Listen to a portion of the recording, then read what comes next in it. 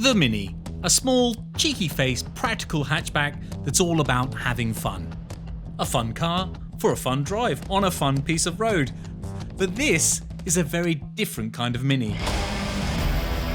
In the back, the seats have been replaced by a rear strut brace. There's a huge rear wing on the tailgate and the arches are extended to cover the widened track and the lightweight wheels. This Mini is taking fun very seriously. This is the fastest, most powerful road-going Mini ever made.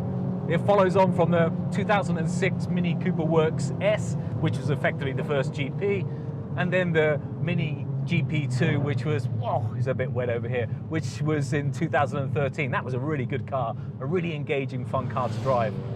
And this is certainly engaging. And it's a bit of fun as well, but these weather conditions aren't quite ideal. One thing's for sure, I think I'm gonna have to be well and truly on my toes, because around every corner, every time you go into a corner, crikey, it's wet. Every time you go into a corner, you're just wondering what's going to happen. It doesn't fill you with a huge amount of confidence, and my goodness, it's wet.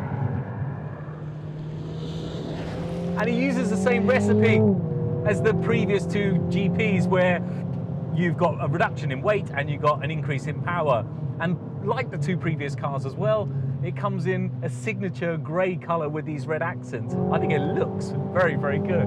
I can see these big wheel arches sticking out, which are carbon fibre. They're made from recycled carbon fibre from the i8 and the i3, which is pretty cool, but I'm not convinced about the looks of those things. And I'm not convinced about pushing it around a corner as well, because the torque steer coming out of the corner is just nuts.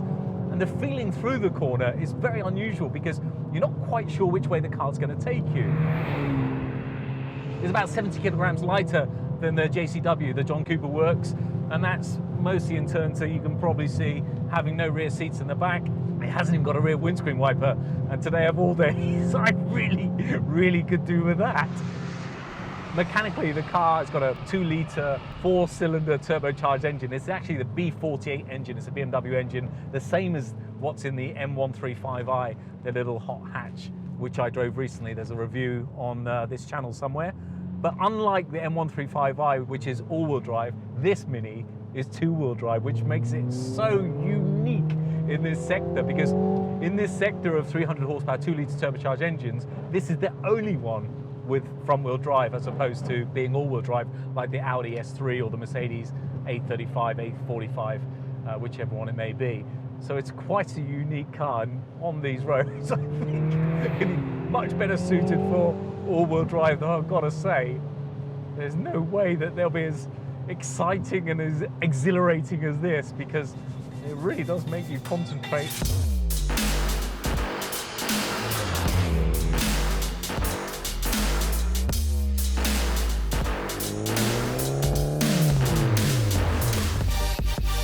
And the elephant in the room is this. It's got an 8-speed automatic gearbox, which you kind of think detracts a little bit. You just want to be heeling and towing and changing gear, especially around these sort of roads like this. It just doesn't snap into gear as you'd want it to.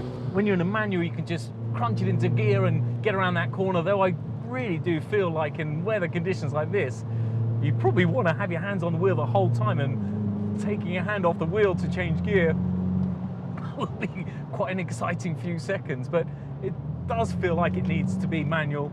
This auto, not quite as exciting as perhaps the whole car is. The whole ethos of the car is to put a smile on your face and to bring excitement and joy to your driving experience, and I just feel that that manual gearbox probably would have enhanced that even more.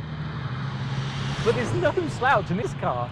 It's faster around the Nürburgring than a BMW M2, which is quite something. And this chassis, it's very stiff, but you know, one of the things for me, I jump in any Mini, modern day Mini, and I'm amazed at how stiff the ride quality is, how firm the ride is.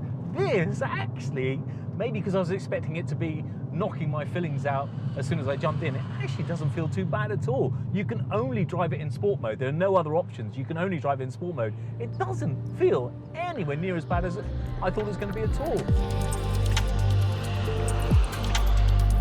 The cabin's really nice. It's quality. It's absolute quality. You got the big round screen here, which is traditional sort of Mini. Everything's quite traditional Mini of this generation, but you've got the new digital display that you find in the Mini E, the new electric car, which I guess will filter all the way through to the current lineup of cars. But it feels good. The seats feel good. The steering wheel feels good, nice and simple, nothing too flash, and it really is a good quality feeling throughout the whole cabin and cockpit. I like this on the dashboard. You've got individual number of this car. This car is number 25, so 1 of 3,000, but each car is individually numbered, both on the inside and on the wheel arch outside, which I think is a really nice touch. Nice one, Mini. Most people say that the Volkswagen Golf GTI was the first proper hot hatch and invented the whole hot hatch sort of status, but I would argue that the Mini Cooper, which was over a decade before that, was the first proper car to be a small performance car with big performance from any automotive manufacturer. And okay, so it wasn't a hatchback as the Volkswagen Golf was, but the Mini Cooper for me probably was that first type of car that has given us this whole range of cars and this whole ethos of cars that we enjoy today. And if you grew up in the UK and you're over the age of 35, 40, there's a very good chance that your first car, like me, was a Mini. And I remember mine so well, just such amazing memories. It was a car that when I bought it was 20 years old, I was 16 at the time. The registration number was CCV230C, blue, 850cc, the most bog standard thing ever, but for me it was my absolute pride and joy. And I used to remember it had slidey windows. On a hot summer's day, I would unscrew the windows with a Phillips screwdriver, put the windows somewhere in the car, and go cruising with my arm out the window through the local town centre, feeling really cool in my car. And I think, like a lot of people, it's just such an iconic car. If you didn't own one, the chances are you had one in your family at some stage, if you're in the UK or probably around the world. And I think it's one of those cars that is just classless. It doesn't matter if you're royalty, a celebrity, or working class. It's just one of those cars that whoever you are, you're happy to get in the seat. And it's one of those cars that just brings a big smile to your face. And this car, 6 decades on, still is doing that, which is so important for people like me who love to get behind the wheel and love to just enjoy what a car's all about. Well done, Mini. Well done.